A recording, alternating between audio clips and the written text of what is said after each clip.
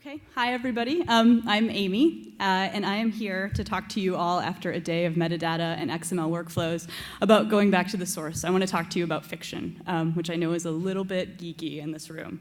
But before I do that, I want to give you guys a little bit of background about me. I have been what I call weird employed in publishing for a long time. I've worked on things like poetry blogs, writing for those. I did PR for Tor.com, which is a science fiction and fantasy website. Most recently, I worked at GetGlue.com, which is a social network arranged around media. What all of these jobs have in common is that they are about sharing digital content with readers, sharing books with readers in new ways. So when Kobo, who is my current employer, came calling, I decided that this was a good opportunity for me. This is a good place for me to move to. Not just because Kobo's motto, which is up top, is better than my motto for a long time, but also because I want to figure out new ways that we can share books, fiction books, with readers. So this is all to say that I am not a crank. I am not somebody who wants to talk about the smell of books to you. I am not somebody who cares about the page flip animations. I'm really somebody who loves fiction, but also loves the tech world. And I've noticed something. I've noticed that when we are all together, the ebook team, if you'll call us that, we're not talking about the books we read anymore. We're not talking about the literary fiction. It's become a little bit square, I think, to discuss it. And I actually have a theory why. I think it's because we think we've got it beat. We look at the text and we say, you know what? This is just words on paper. We can reflow this. We can move this into a Kindle. We can move it to your smartphone. We can move it to your iPad. It's done. We need to start thinking about cookbooks. We need to start thinking about comic books. And that's great. I'm so glad you guys are doing that. I want both of those things in my digital reading experience. But I think that maybe we're missing something, because this next year in fiction is going to be awesome. We're going to start having data from all of these pricing experiments that people have been running, in particular self-pubbed authors. This is Kobo's storefront, but these are happening everywhere, of course. We're also going to have these really, really cool experiments in social reading, which was touched on a little bit before. I think people are going to be able to start sharing content. They're going to be able to start sharing quotes. They're going to be able to start sharing all kinds of interesting stuff. And then the last thing is what I am sort of referring to as the great big question mark. So this is transmedia and enhanced ebooks. And how will fiction fit into this mix? How are we going to take these stories and meld them with other things? I think that the key here, and what we need to remember as we're going forward when we're thinking about fiction and we're thinking about all of these transmedia novels, is that readers are very, very smart. They love books. They love reading. They're not scared of digital, but they know when you're selling them something that you haven't done the whole way. And this applies to things like open standards. If we tell people that they're getting open standards and they're not, they know that. They can tell. They can see right through us. This applies to other things like social reading. We can't just hand people the first chapter of the book and say, go ahead and post this. People want to be able to post whatever they want to post. You can see I've also shouted out to Nick Bilton's book here. So I think you guys are probably on board for those two things. I think you probably agree. But the last thing I want to talk about is the way that we have to be honest with readers and the way that we have to speak to these smart fiction readers about transmedia novels and enhanced ebooks. I've taken to calling these Franken novels. You might recognize the Sharktopus there, which I thought would get a bigger laugh, but maybe you guys aren't science fiction fans. And what is a Franken novel, you might ask? Well, I think that we all will recognize it when we see it. It's got a YouTube video that's kind of a movie, and then the publicity assistant is maybe running a Ning group, and we think the author's doing a video game, but we're not really sure, and all of these things are definitely going to come together. They certainly are. We're just not quite sure how to weave them all together quite yet. And I think we need to start looking at people who are writing fiction to form symbiotic partnerships, because I think this could be a really great platform for new storytelling. This can be an amazing platform for new storytelling, but we can't design it by separate committee that we then sort of mash together ineffectively. And I want to advocate for authors that I think are doing this right now. Scarlett Thomas writes about amazing games and ideas and philosophy, and she weaves it into the narrative. Jennifer Egan, who is a novelist, has an entire chapter in her most recent book that is entirely PowerPoint, which I know sounds ridiculous, but it's actually one of the most moving chapters because it talks about how will people tell stories in the future, and it sort of demonstrates that this can still be an innovative way to tell stories.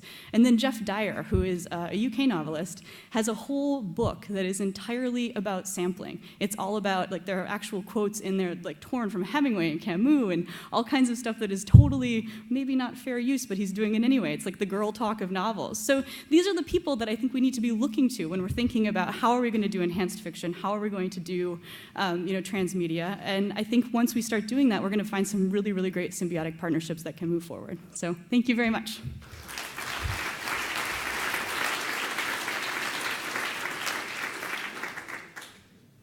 Thank you I will eventually remember to turn this on. Thank you, ladies and gentlemen. Up next, we have a gentleman by the name of Alex Ingram. And, you know, with some of these speakers, I tried to poke them in the last couple of days to get a little bit of a sense as to what their talks were about. And Alex was very elliptical about his, so I'm exceptionally curious to establish what he's going to talk about. But I got the sense that it had something to do with a topic that's rather dear to my heart, which is that technology isn't always about eliminating paper. And that tools and change are not inimical to paper, but they're there to help us decide when paper is appropriate, to help us use trees wisely, when we need to, when we have to, not just when we want to. Of course, I could be absolutely wrong that that's anything to do with what Alex is saying, but I'm speculating it has something to do with that. What Alex is, I know for certain, is the buyer of e-books and development at Waterstones, the British chain. He has gone from working Sunday at his local Waterstones for beer money in his university days through various and assorted appointments within Waterstones up to the present position. Ladies and gentlemen, Alex Ingram.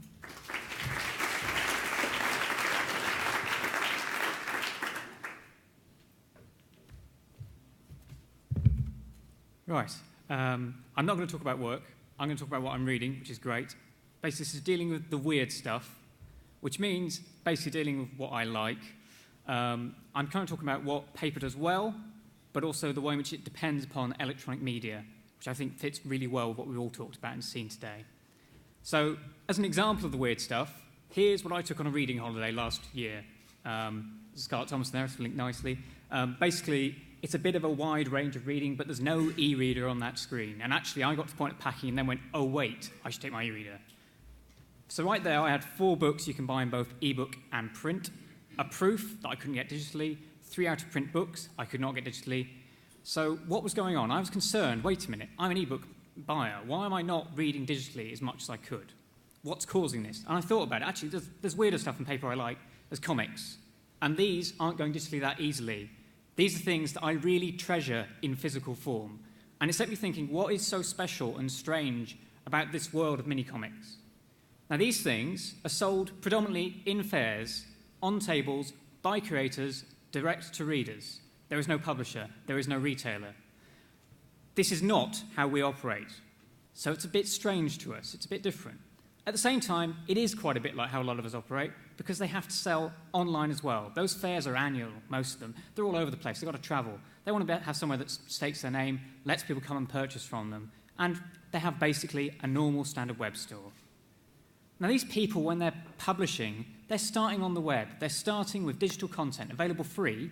They're going to these fairs. They're selling content in physical form. Free first in digital, paid second in print. Looks a bit familiar. Does it actually make money for them? Well, I don't think anyone's going to go into this to make money, and few people really go into being an author to make money.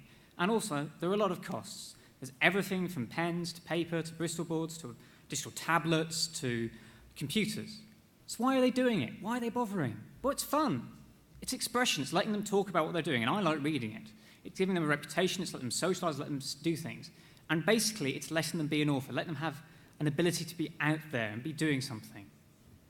So wait a minute, wait a minute, this is a digital conference. Why aren't they just selling a PDF? Why don't they just sell something in digital form? Well, it happens so rarely. There's something about putting things into print. There's something about finishing things off, about having a final version of it.